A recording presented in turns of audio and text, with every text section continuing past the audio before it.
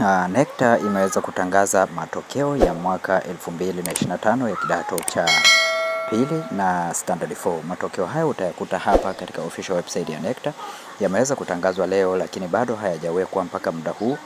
Kwa hiyo leo matokeo haya yataweza kupatikana hapa. Matokeo ya NECTA yameweza kutangazwa leo na yatapatikana hapa katika website hii. Unachotakiwa kufanya ni kuingia katika website ya NECTA. Baada ya hapo utagusa tu hivi vidoti vitatu hapa juu na utakuja sehemu ya result. Baada ya hapo utagusa hapa kwenye FTNA, maana yake ni Form 2 National Assessment. Ukigusa katika sehemu hiyo, basi website kidogo imekuwa nzito, ina load kwa sababu ya matokeo haya.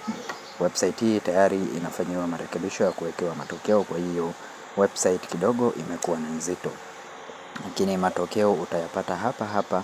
Utagusa katika sehemu hii ya FTNA ili kuweza kupata matokeo ya Form 2, na kwa matokeo ya Standard 4 utagusa katika sehemu hii ya Standard 4 National Assessment ili uweze kupata matokeo haya ya form ya darasa la 4.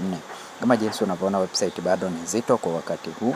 Kwa hiyo mpaka mida ya saa 7 saa 8 matokeo haya yatakuwa tayari yameshawekwa katika website hii.